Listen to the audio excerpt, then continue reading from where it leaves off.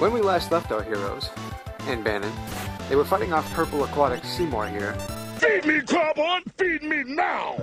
Until it attempts to run away.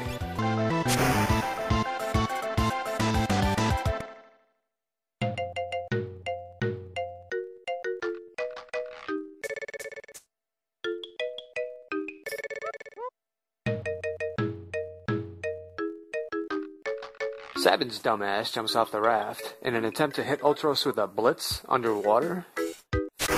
Anyway, we get a story split here. Although the first half of the game seems to focus primarily on Terra, we get our first glimpse here at the idea that there's not one sole protagonist which the game is exclusively about. As we will eventually see, each protagonist, main or otherwise, has his or her own story properly fleshed out by the end of the second half of the game. Giving the player a choice here instead of just drowning them in cutscenes gives them more control and makes the story more suspenseful. Juxtaposing the storylines makes everything more urgent, and gives us that whole what's going to happen next feeling. This is another good example of letting the gameplay direct the narrative, much like a choose-your-own-adventure book. We're going to go with Locke here, since we haven't seen him in a while. He went to South Figaro to, quote-unquote, slow down the Empire.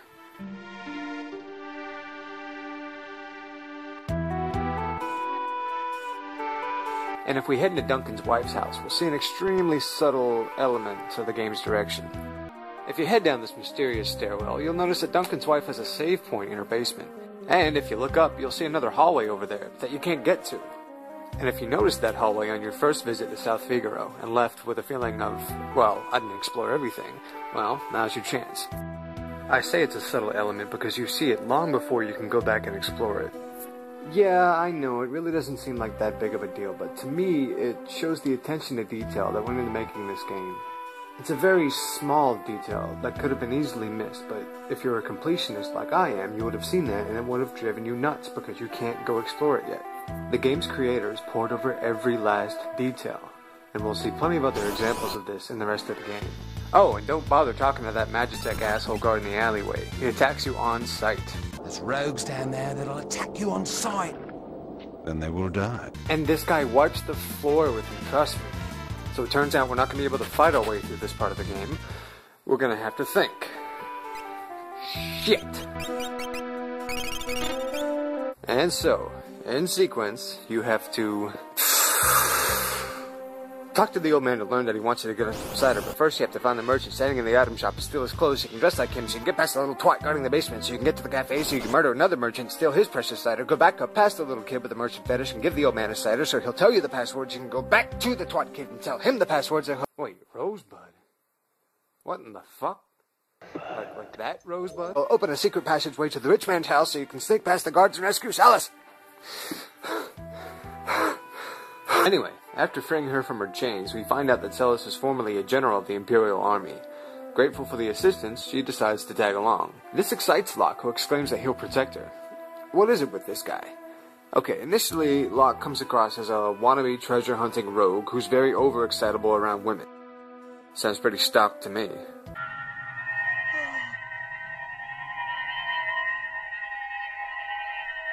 She's gorgeous. But there's gotta be something more to him than that. Celes and Locke manage to make their way through these mysterious passages we noticed before. And once they're through the caves that are northwest of South Figaro, they make a beeline for Narshe. So with as much time as we just spent with Locke, you'd expect Terra's story to be pretty long too, right? Well, after leaving Sabin floating down the Leet River to a fate unknown, Terra and company fuck off to Narshe. Next! Oh, Sabin. Poor, poor Sabin. Let's get started. The Leet River carries you next to a crazy old man's house, somehow, and there's a ninja in his front yard. For some reason. Well, you know what? I've hired him here in every playthrough I've done of this game, but this time, fuck him. You eventually make your way down south to an Imperial base, and there's our main villain again, no doubt about it. He's clearly our bad guy for this game, and he's there on the journey with us. No ambiguous, hidden final bosses here.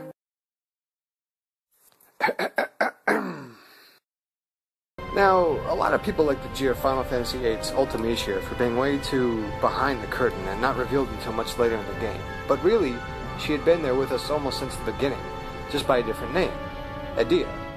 Sorceress Edea's actions and words at that point were that of Ultimecia, since Ultimecia had possessed her body. So yes, the main villain had been with us the entire game. Unlike Final Fantasy IX's Necron, who, well, I still don't fully understand it. And now we're at Doma, where the commander tells his troops to rush the stone wall. Not really sure what they hope to accomplish with swords against a wall.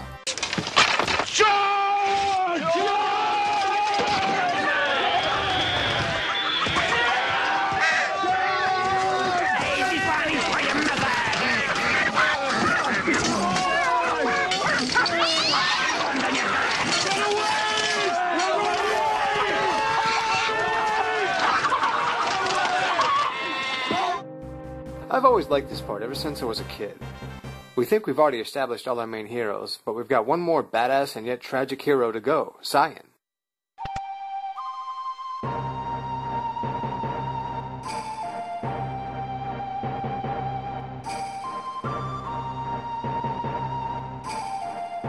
He's an old-fashioned, good-hearted knight in blue armor who has a killer mustache. Also, did you ever notice that he wears Western-style armor, but he uses an Eastern-style sword? He's Final Fantasy in a nutshell. He speaks in this ye old English kind of way, even though nobody else does. Like, seriously, not even the king or the guards. They don't speak the same way. But anyway, that's one of the quirks of Cyan that makes him a likable character. It's strange how, in the frame of only a few minutes, we kind of form a bond with Cyan, which makes what happens next have even more of an impact. Seeing how quickly we all like Cyan now, it's a great opportunity to build up Kefka's character in contrast to his. Kefka poisons the water surrounding Doma.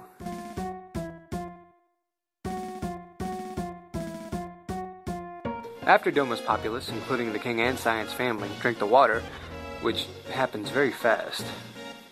Odd. They all start dying.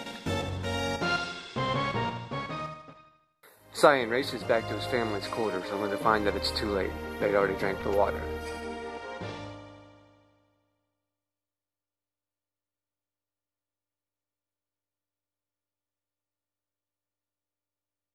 If the main characters are stacking up reasons to go to war with Kefka, Cyan's got a solid one.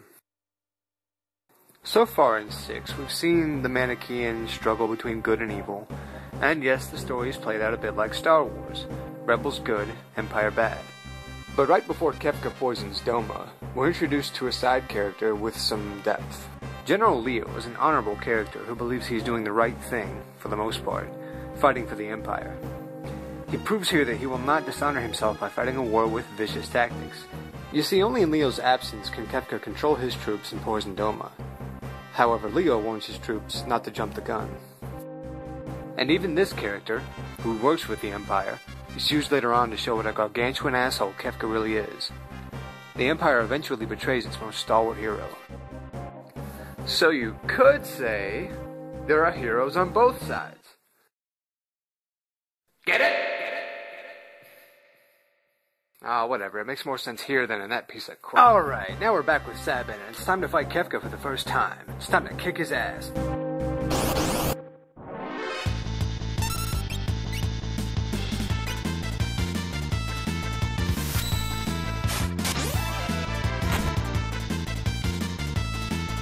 What?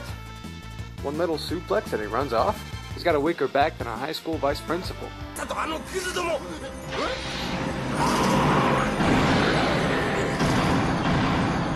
Each time you fight off Kefka, Sabin gives chase and screams at Kefka to wait. And at the end of each fight, Kefka always replies, "Wait, do I look like a waiter?" What? Is that supposed to be like a clever play on words or something? What? Oh well, screw it. Where'd I put that annoying pun alarm?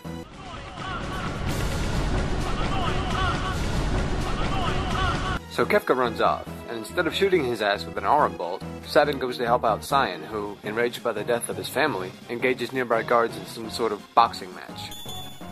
By the way, did you know this game actually has its own version of limit breaks, or desperation attacks?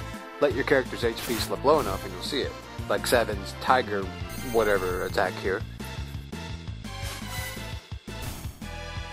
So you beat the guards, you team up with Cyan, you rampage through the Imperial base in Magitech armor, and then Cyan tells you that the quickest way to get back to Narshe is through a forest to the south. Okay. Oh, and guess what? In this game, tents are a fucking full heal, unlike some other games in the series.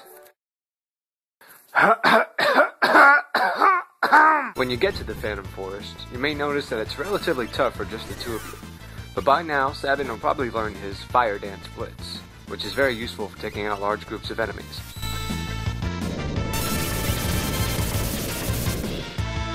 Also, it's about now that Sabin's Blitz moves may start to look familiar to you.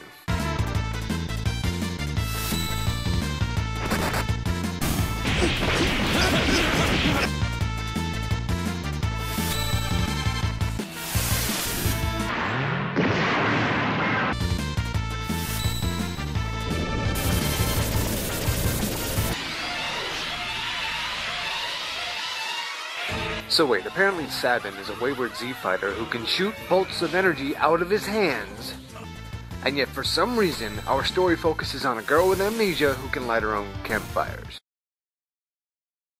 Clearly our main character should have reanalyzed this.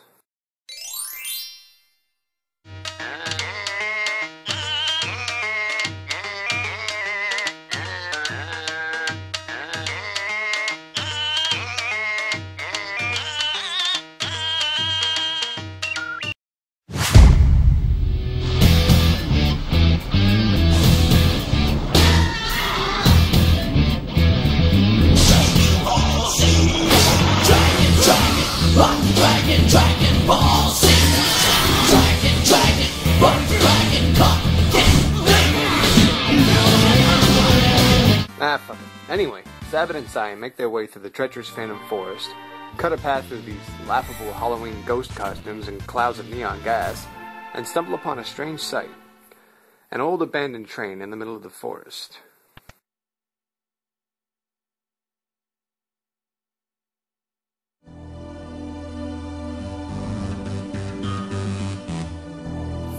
Tension is high as our heroes approach the mysterious train. What will they find on board? What will happen when they rejoin Terra and company in Narshe? Why does drinking stagnant cave water heal your party? Will I ever stop this hammy voice acting? Find out on the next episode of Final Fantasy VI.